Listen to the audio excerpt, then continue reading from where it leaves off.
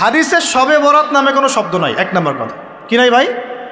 শবে বরাত নামে কোনো শব্দ নেই। আছে লাইলাতুন নিসফুম মিনাশ শাবান, শাবান মাসের মধ্য রজনী। শাবান মাসের মধ্য রজনী।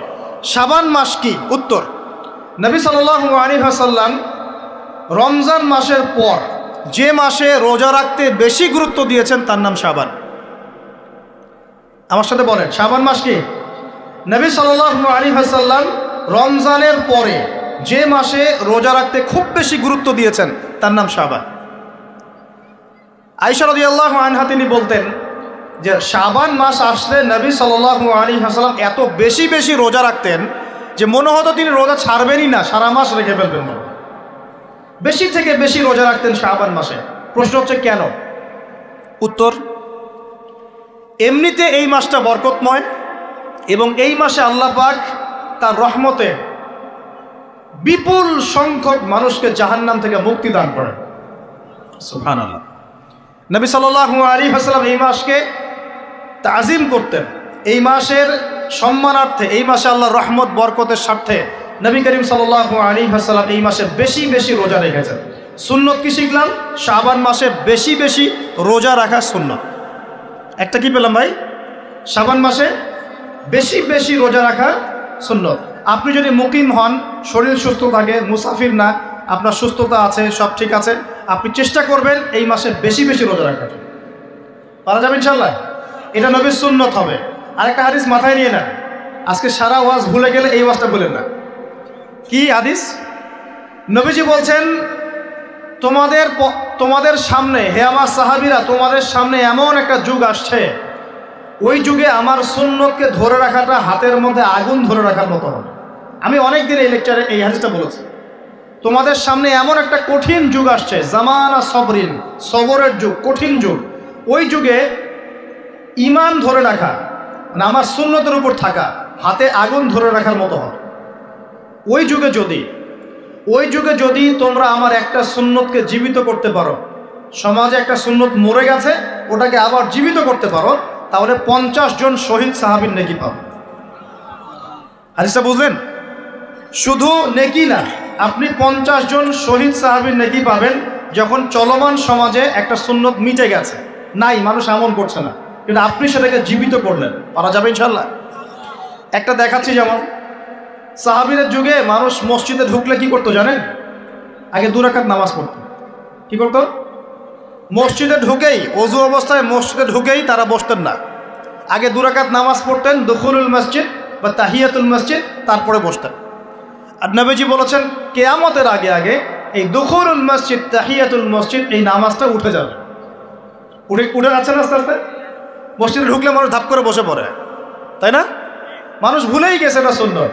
এখন আপনি যদি এই সুন্নতটাকে আবার জীবিত করতে পারেন, ইনশাল্লাহ 50 জন শহীদ সাহাবীর নেকি পাবেন। সমাজে এখন দাড়ি শেভ করা ফ্যাশন হয়ে গেছে, বুঝছে না? অনেকে শেভ না করলে চাকরি দেয় না। শেভ না করলে কি হয় না? চাকরি পাওয়া যায় না। স্কুলে তো না, কলেজে গিয়ে পড়তে গেলে ক্লাস করতে দেয় না। দাঁড়িয়ে আছে, যাও শেভ করে আসো, তাই বলে। এখন সমাজ চলছে উল্টা। এখন যদি আপনি নবীর সুন্নতকে আবার জীবিত করতে পারেন, 50 জন শহীদ সাহাবীর নেকি পাবেন।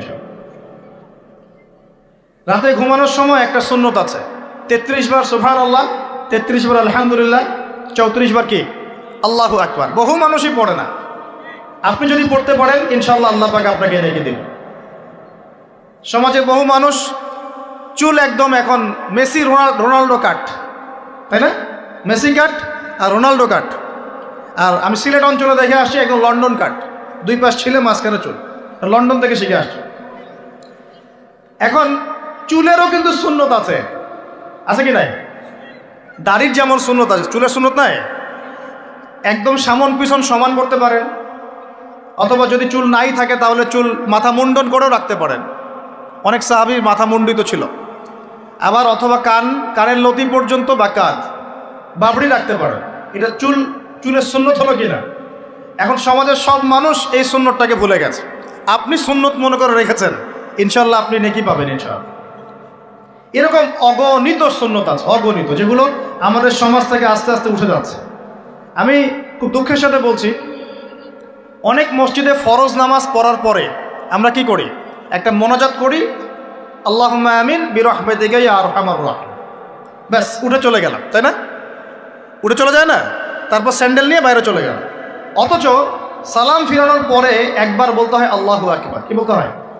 3 বার বলতে হয় আস্তাগফিরুল্লাহ আস্তাগফিরুল্লাহ আস্তাগফিরুল্লাহ।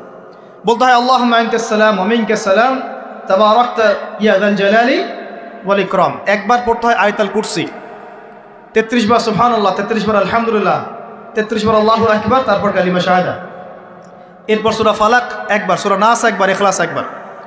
আরো অনেক দোয়া আছে। আল্লাহুম্মা লা মানিআ লিমা আ'তাইত ওয়া লা মু'তিয়া লিমা মানা'ত ওয়া লা ইয়ানফা'ু যাল জাদ্দি মিনকাল জাদ। পড়তে হয় আল্লাহুম্মা ইন্নী আউযু বিকা মিনাল হাম্মি ওয়াল হাযান ওয়াল আজজি ওয়াল কাসালি ওয়াল বুখলি ওয়াল জুবন ওয়া দালা'id দাইন ওয়া গালাবাতির রিজাল। পড়তে হয় আল্লাহুম্মা আ'ইন্নী আলা যিকরিকা ওয়া শুকরিকা ওয়া হুসনি ইবাদাতিক। আরো অনেক দোয়া আছে।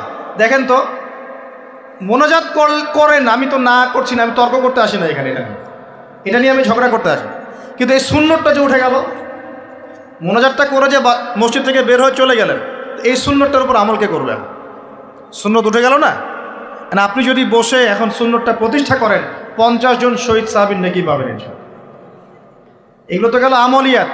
সমাজ চলছে সুদের উপরে, আপনি যদি হালাল অর্থনীতি প্রবর্তন করতে পারেন তাহলে কত নেকি পাবেন? সমাজ চলছে জেনায়, আপনি এখন পর্দা প্রতিষ্ঠা করলেন, তাহলে কত নেকি পাবেন? সমাজে চলছে দুর্নীতি, আপনি এখন আমানতদারিতা ইনসাফ প্রতিষ্ঠা করলেন, কত নাকি পাবেন? সমাজে চলছে শয়তানি, সব শয়তানি। কি চলছে? শয়তানি। এখন আপনি আল্লাহ রাব্বুল আলামিনের ওহী প্রতিষ্ঠা করলেন, কত নাকি পাবেন? নিঃসন্দেহে আর অনেক বেশি নাকি পাবেন। আল্লাহ পাক আমাদেরকে সেই লক্ষ্যে কাজ করার তৌফিক দান করুন। প্রিয় ভাইরা, যে কথা বলতে এখানে আসলাম, এক বাড়াবাড়ি এই মাসে নবীজি বেশি বেশি রোজা রাখেন। তাহলে আমরা কি করবো এই মাসে ভাই? 1 নম্বর কাজ, বেশি বেশি রোজা রাখার চেষ্টা করবো ইনশাআল্লাহ। আল্লাহ তৌফিক দান করবেন। এবার আরেকটা পয়েন্ট বলি, সামনে রমাদান মাস। রমজান মাস আসলে আমরা মাশাআল্লাহ পরিপূর্ণ মুসলিম হওয়ার চেষ্টা করি, কিন্তু সারা বছর এটা ধরে রাখতে পারি না। রমজান মাসে যে নামাজ পড়ে না সেও মসজিদে যায়। দেখা যায় যে জুমার নামাজও পড়ে না, ও তারাবির নামাজ পড়তে যায় কি না? ওই দিন গিয়ে বলে এসি দেন, ইমাম সাহেব এসি অন করেন, তাই না? সারা বছর তো আসে নাই। ওই দিন গিয়ে ইমাম সাহেব এসি বন্ধ কেন? এই মুয়াজ্জিন সাহেব ফ্যান দেন। তখন ওখানে গিয়ে মানে কি বলবো, হ্যাঁ মাতব্বরি করে আর কি। যাক, তারপরেও যে মসজিদে আসছে, আমরা দোয়া করি আল্লাহ হেদায়েত দান করুন। আমরা তো কাউকে পিছনে ফিরাই দিব না, দিব? এখন রমজান মাস আসলে আমরা মাশাআল্লাহ রোজা রাখি, মানুষকে ইফতার করাই, দান সদকা করি, আমরা যাকাত দেই, তারাবি পড়ি, কোরআন তেলাওয়াত করি, আমরা মাশাআল্লাহ অনেক আমল করি। এই আমলগুলো কি একবারে ধাপাস করে ধরে ফেলা সম্ভব না? একটা আস্তে আস্তে ট্রেনিং প্রসেস লাগে। একটা ফ্যান চালু করলে ফ্যানটা কি শুরুতেই ধাপাস করে ঘুরতে শুরু করবে, নাকি আস্তে স্লোলি সে মোমেন্টাম ধরবে? কোনটা? আস্তে আস্তে সে গতি পাবে না, ধীরে ধীরে গতি পাবে। ঠিক শাবান মাসে এত বেশি রোজা রাখা, ইবাদত করার অর্থ কি? যাতে রমজান মাসে আপনি পরিপূর্ণ ইবাদত করতে পারেন। বুঝতে পারছেন কথা? রমজানে গিয়ে তো শুরুতেই সব ইবাদত ধরে ফেলা সম্ভব হবে না। মনে করেন আগামীকাল পহেলা রমজান, আজকে থেকে আপনি সব ইবাদত একসাথে করতে পারবেন? তখন গিয়ে আপনি বেগ পেতে হবে। কিন্তু একটা মাস আগে থেকে যদি ট্রেনিং নেন, ইনশাআল্লাহ রমজান মাসে ইজি হয়ে যাবে। এটা একটা কারণ নবী সাল্লাল্লাহু আলাইহি ওয়াসাল্লাম শাবান মাসে বেশি বেশি রোজা রাখতেন, আমল করতেন। আল্লাহ পাক আমাদের সবাইকে শাবান মাসে বেশি বেশি আমল করার তৌফিক দান করুন, যাতে রমজান মাসে গিয়ে আমরা সুবিধা পাই, রমজান মাসের হকটা আদায় করতে পারি। এবার এই মাসে নবী সাল্লাল্লাহু আলাইহি ওয়াসাল্লাম কি বলেছেন একটা হাদিস থেকে আগে বুঝি। এই হাদিসটা সহ অনেক হাদিসে এই একই রকম কথা এসেছে এবং এই হাদিসটা বিশুদ্ধ। এটাকে অস্বীকার করলে হাদিস অস্বীকারী হয়ে যাবে। বাড়াবাড়ি গ্রুপ, ছাড়াছাড়ি গ্রুপ, উভয়ের জন্যই নসিহত।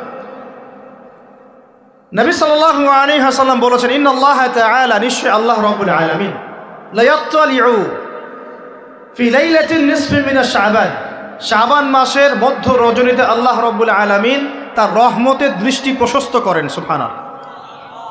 আল্লাহ পাক শবে বরাত মানে আমরা যেটা বুঝি প্রচলিত অর্থে, লাইলাতুন নিসফি মিন শাবান, শাবান মাসের মধ্য রজনী, যে 15 শাবানের এই যে রজনী, এই রাতে আল্লাহ রাব্বুল আলামিন তার সৃষ্টির দিকে তার রহমতের দৃষ্টিটা প্রশস্ত করে দেখেন, প্রশস্ত করেন। এবং ওয়াগফিরু লিজামিই খালকিহি, আল্লাহ পাক তার সমস্ত সৃষ্টিকে মাফ করে দেন।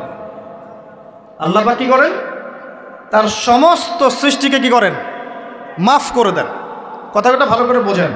আল্লাহ পাক তার সমস্ত সৃষ্টিকে মাফ করে দেন, ইল্লা, তাদেরকে ব্যতীত। এক, ইল্লা লিমুশরিকিন, এক নাম্বার যে ব্যক্তি মুশরিক, যে শিরক করে আল্লাহর সাথে, যে আল্লাহর সাথে শিরক করে। আর দুই, মুশাহিনিন, যে ব্যক্তি অন্তরে মানুষের সাথে বিদ্বেষ পোষণ করে, হিংসা বিদ্বেষ মনে আছে এরকম ব্যক্তি, এবং মনের মধ্যে শিরক আছে, শিরকি আকীদা, মুশরিক, এই দুই শ্রেণীর মানুষ ছাড়া আল্লাহ পাক সমস্ত মানুষকে মাফ করবেন বলেছেন। তাহলে এই রাতের ফজিলত প্রমাণ হলো কিনা? রাতের ফজিলতটা প্রমাণ হলো কিনা? আচ্ছা, এখন এর ব্যাকআপ আরও অনেকগুলো হাদিস আছে। ওই সবগুলো হাদিসকে একত্রিত করলে এমনই কনক্লুশন আসে।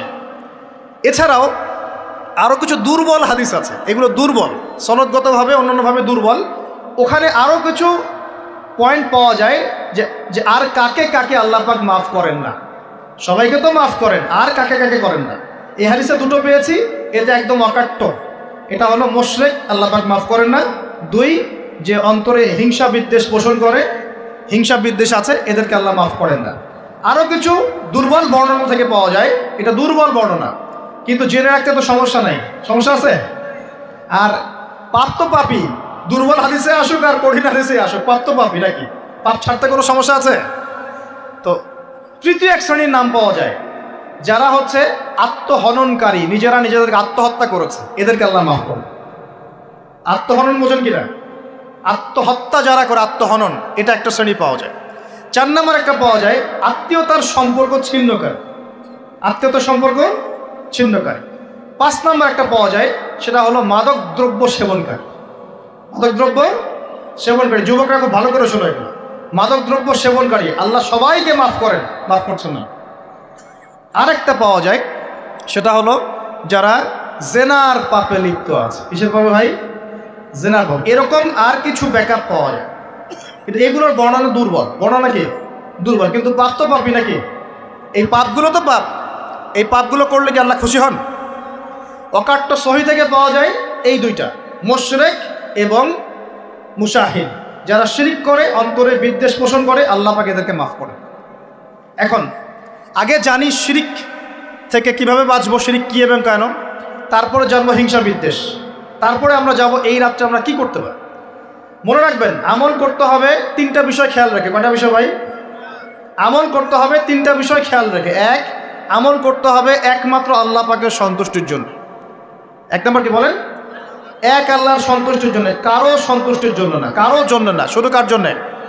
দলিল হচ্ছে ইন্নাস সালাতি ওয়া নুসুকি ওয়া মাহইয়ায়া ওয়া মামাতি লিল্লাহি রাব্বিল আলামিন ফাসাল্লি লিরাব্বিকা ওয়ানহার। 2, আমল হতে হবে একমাত্র নবী সাল্লাল্লাহু আলাইহি ওয়াসাল্লামের সুন্নত মোতাবেক। কার সুন্নত মোতাবেক? নবী এবং সাহাবীদের সুন্নতের সাথে মেলে না, সেই আমল করা যাবে না। নবী এবং সাহাবীদের সুন্নতের সাথে মেলে না, সেই আমল করা যাবে না। 3 নম্বর, আমলটা যত সুন্দরী মনে হোক, আমলটা যত সুন্দরী মনে হোক আর যত মানুষই করুক, যত মজাদার মনে হোক না কেন, নবী করেন নাই, সাহাবীদের থেকে প্রমাণ নাই, আমল করব না। করলে বেদাত হয়ে যাবে। কি হবে? বেদাত হয়ে যাবে। আর 3 নম্বর হচ্ছে, আমলগুলো করার আগে অবশ্যই আপনার রিজিকটাকে হালাল করতে হবে। কি করতে ভাই? ব্যাস, এই 3টা শর্ত পূরণ করে আমল করলে ইনশাআল্লাহ তাআলা আমরা জান্নাতে যাবো। ইনশাআল্লাহ আমরা আশাবাদী, আল্লাহ পাক আমাদেরকে জান্নাত দিবেন ইনশাআল্লাহ। আল্লাহ পাক এক রাতে রহম করে সমস্ত মাখলুক সৃষ্টিকে মাফ করে দিচ্ছেন, শুধু শিরক এবং হিংসার বিদ্বেষ পোষণকারীকে মাফ করছেন না। বুঝতে হবে এই পাপ দুটো কত কঠিন।